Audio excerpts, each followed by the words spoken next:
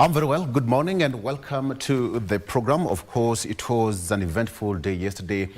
The hallmark was the finance bill was finally passed, and now it's waiting for the president to put his signature to it, and therefore it will come to law. We are waiting to see what will be happening, but in the next coming days, it will also be interesting to see what will unfold in the country. A lot of people, including the international community, have also spoken. Different nations have also spoken, sending their words of caution to Kenya. What is going to happen? The president said that he's going to crack the whip and is going to stay firm and take charge. My name is Victor Lowe, standing in for Regina Manyara. Let's begin this where we should. Now, after running battles in Nairobi's Central Business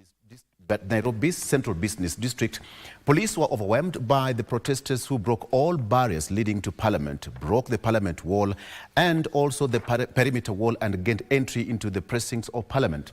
The protesters thrashed parts of the building, compromised the National Assembly chambers and sent lawmakers scampering for safety. Give us on Maina now reports. Tuesday in Nairobi's Central Business District, protesters in their thousands trooped to major streets to sustain their Reject Finance Bill 2024 calls. Hundreds of anti-riot police were deployed to contain the crowds.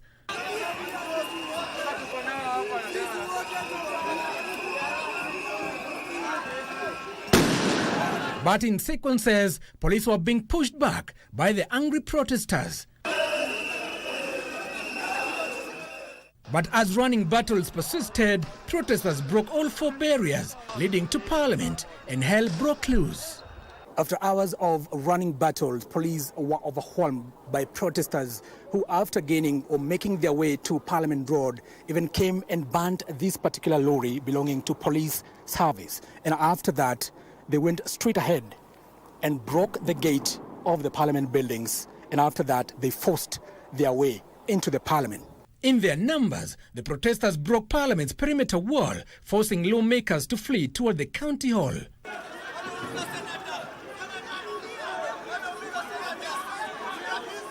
One of the nominated members of Parliament, Jackson Kosgei, who represents people living with disabilities, appeared to have been abandoned by his colleagues. He was being escorted by the protesters to safety.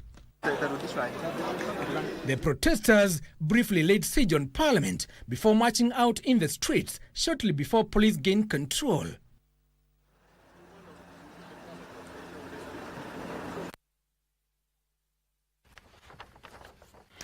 All right, after several people are now feared dead, while dozens are nursing injuries following anti-finance bill protest in the capital city, Nairobi. Section of people who are injured received medical care from the makeshift medical camps within Nairobi's Central Business District, where medics affiliated to various trade unions also offered treatment. Those seriously injured were taken to Kenyatta National Hospital, where staff were on standby to offer medical emergency help. And here, our AFP journalist Collins Olunga is among those who were injured in the process.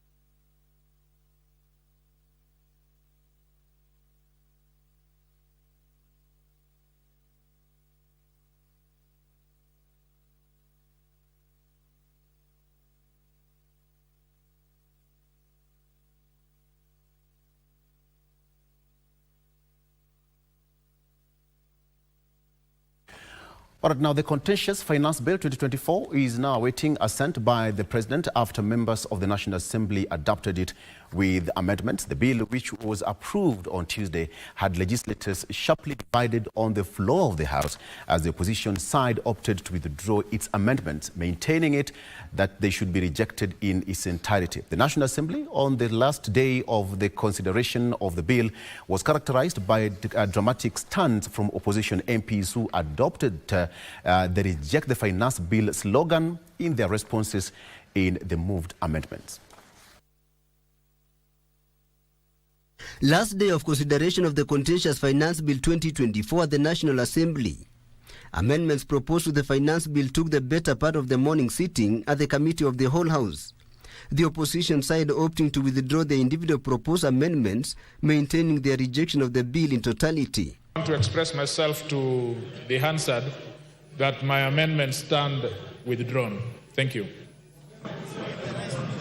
But that was not all. As the chair of the Finance Committee moved each amendment, the voice vote by the opposition was a chant.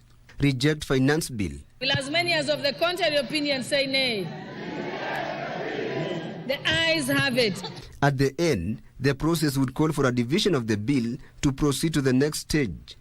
It is here that the opposition lost by 105 votes against their counterparts from the ruling party, who supported the bill by 195 votes. The bill immediately proceeded to the last stage, the third reading, where once again a voice vote was required, and the majority had their way. The results of that division is as follows.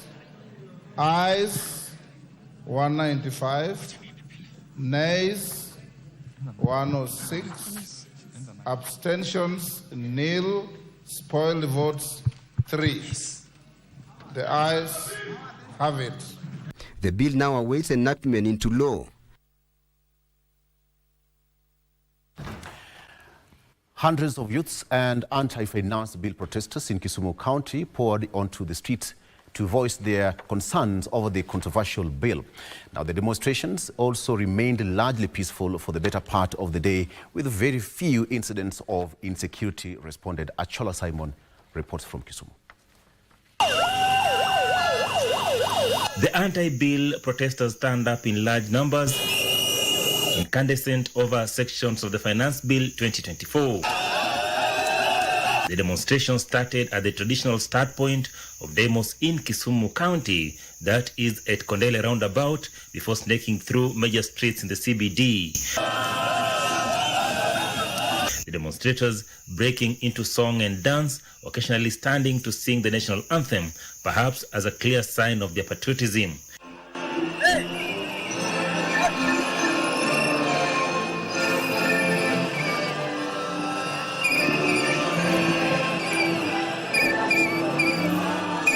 Shops remained closed as many businessmen either joined into the demonstrations or stayed at home in fear of possible chaos. Police kept a safe distance keenly following the proceedings.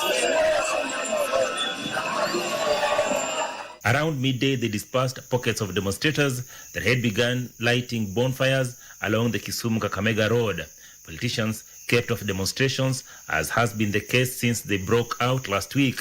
No major incidents of insecurity was reported in Kisumu County. In Homa Bay County, protesters barricaded roads that lead in and out of Homa Bay town as they expressed their displeasure with the bill too.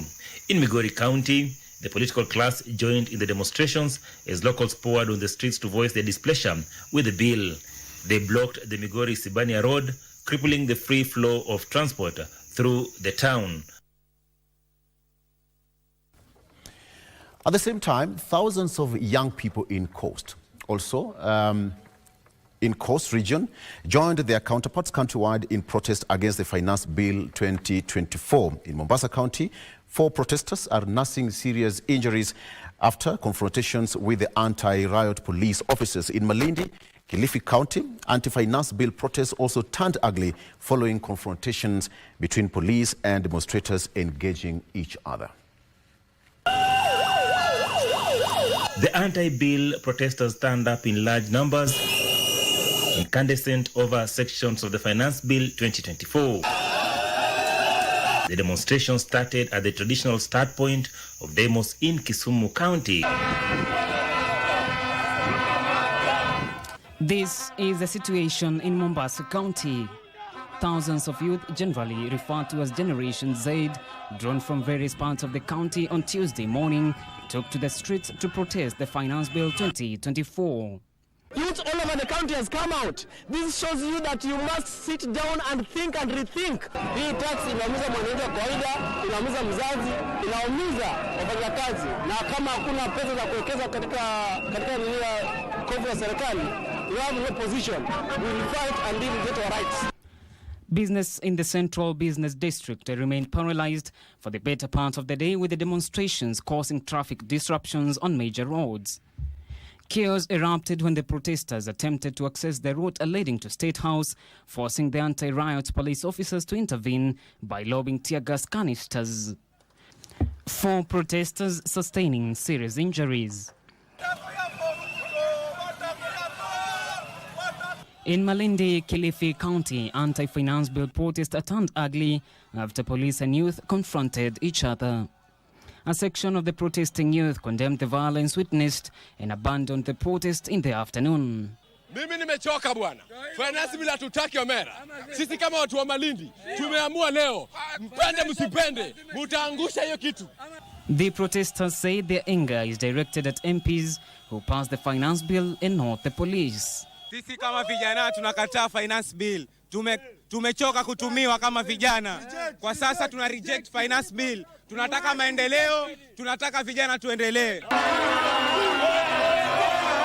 Meanwhile, the youth of Mpeketoni in Lamu County also joined their peers across the country in mass demonstrations against the Finance Bill 2024. Kwanza kabisa, we are very disappointed. Kwanza to our women MPs and women reps, they have disappointed us. Hata hatuja participate in this. Wamepitisha tu hata bila kutu involve.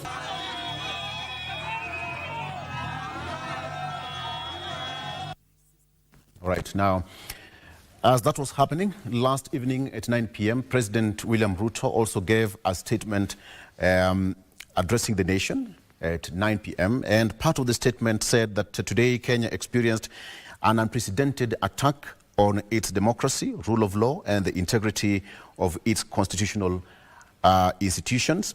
An otherwise legitimate expression of the fundamental rights and freedom of assembly, demonstration, picketing and petitioning of public authorities by a section of law-abiding citizens of the Republic of Kenya was infiltrated by and hijacked by a group of organized criminals. The speech continued to say that most regrettably, today's attack on Kenya's constitutional order has resulted in the loss of life, destruction of property and desecration of the institutions and emblems of our sovereignty. The president continued to say that today's events mark a critical turning point in how we respond to grave threats to our national security. He added that I assure the nation that the government has mobilized all the resources at the nation's disposal to ensure that a situation of this nature will not recur again at whatever cost. The president went ahead to thank the security officers who were on duty, that is yesterday, for applying themselves to the best of their abilities in the defense of Kenya and its people. He added that accordingly, I have directed all the organs of our national security to deploy all measures to thwart any attempts by dangerous criminals to undermine the security and stability of our country. And before that, the president, however, said that as a people of Kenya, he has assured everybody that he's going to do everything. And to the young people of Kenya, he said that I must thank for helping our country organize our democratic discourse around issues. And I thank you and assure you that the conversation that I have begun around pertinent issues of our nation will continue to inform our policy and governance decisions. And finally, he also said that, however, our national conversations on any subject matter must be conducted in a manner that respects and honors the fundamental values upon which our nation is established, namely constitutionalism, the rule of law, and respect for the institution. That is just but a part of the speech that President William Ruto gave last night following the deadly clashes that we witnessed in the country yesterday. As that was happening, a section of Azimio leaders from the Azimio One Kenya Alliance also condemned what they term as excessive use of force by police during the mass demonstrations against the Finance Bill 2024. Addressing the press separately at Parliament buildings and at DAPK Kenya headquarters, the opposition leaders demanded immediate release of demonstrators who they claim were arrested by police. They also called on the government to listen to the voice of the people and reject the Finance Bill 2024 in its entirety.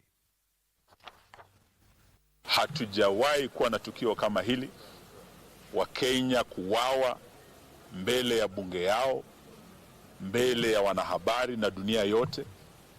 Na leo tunataka tukashifu kabisa kitendo hiki cha kihalifu, polisi waliotumia risasi kuua watoto wetu, na tuambie ya kwamba wote wataajibika mbele ya sheria. Kenyans have demonstrated across the country, from Turkana to Lamu, from Kitui to Kakamega, from Makueni to Lodwar. Lodwar is in Turkana. Okay. In Garissa, the 47 counties of our republic, and all of them were unanimous. The finance bill must be withdrawn in its totality. All right, it's 7 a.m. on the dot. Let's take a break. We'll be right back with more. Stay with us.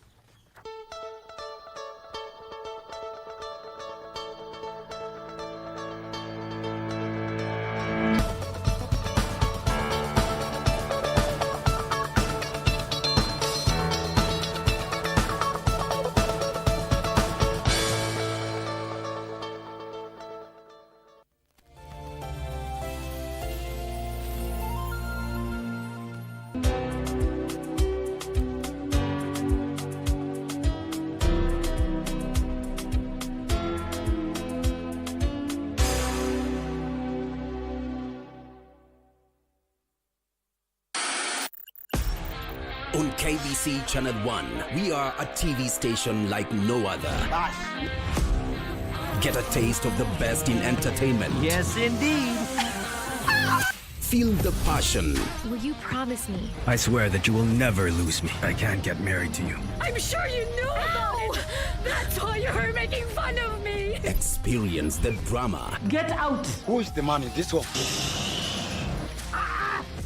And the laughter. Hii wigi umevatishwa. Zile wakati tulikuwa tunaapishwa tunapewa mheshimiwa.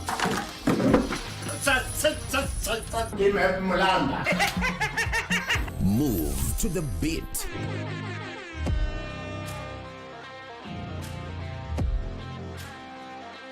We are live from Broadcasting House. And get informed on the latest happenings.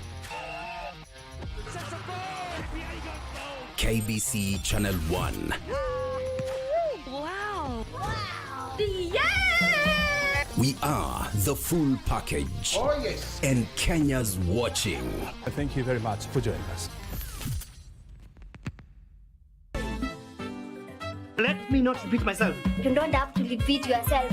The spirit has refused. Josephine, come in. Of this year, huh? Yani, you mean you are not paying rent because you want just to please a woman? Laugh, my brother. Laugh is a beautiful thing. You two guys, you have to put stop to this. You are constant eating. I just cleaned this glass few minutes ago and you already soiling it. Mumelongwa. At least she's genuine about her feelings, unlike some watops here rejoicing chini kwa chini.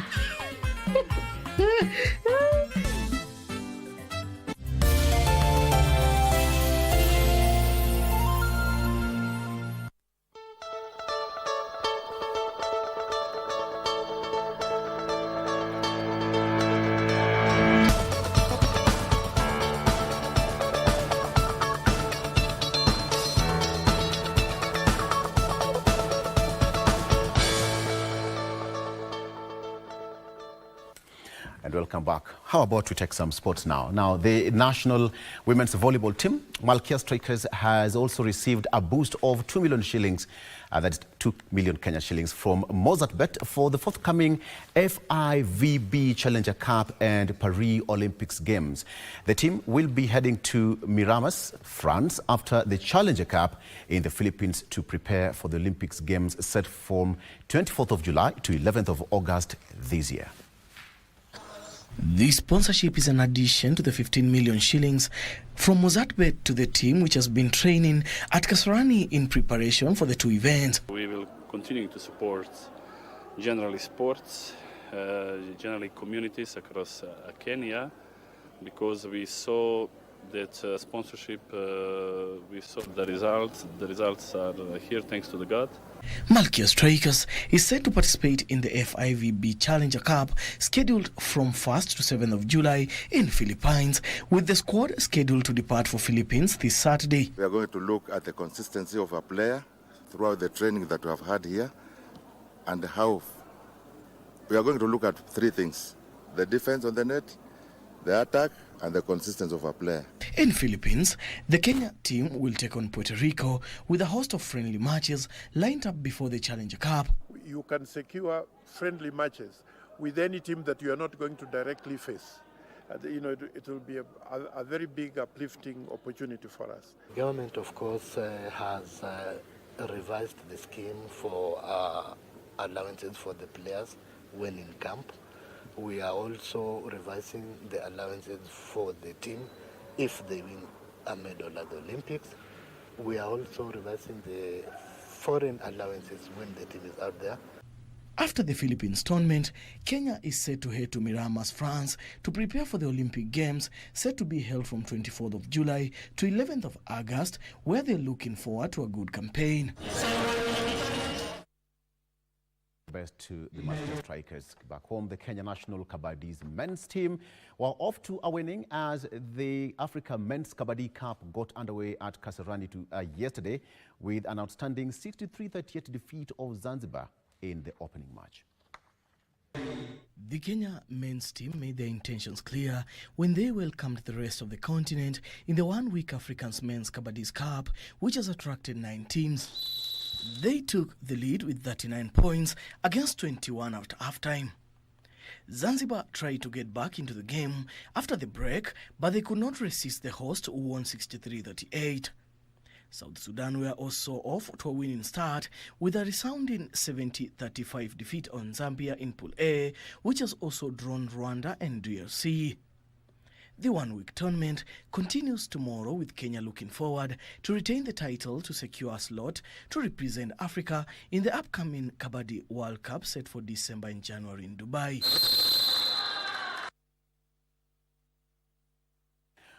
All right, sports and news, we are done with that. So let's take a break, and when we come back, we'll be heading straight to the viewpoint, taking a look at really what happened yesterday and what we should be expecting in the coming days. Stay with me.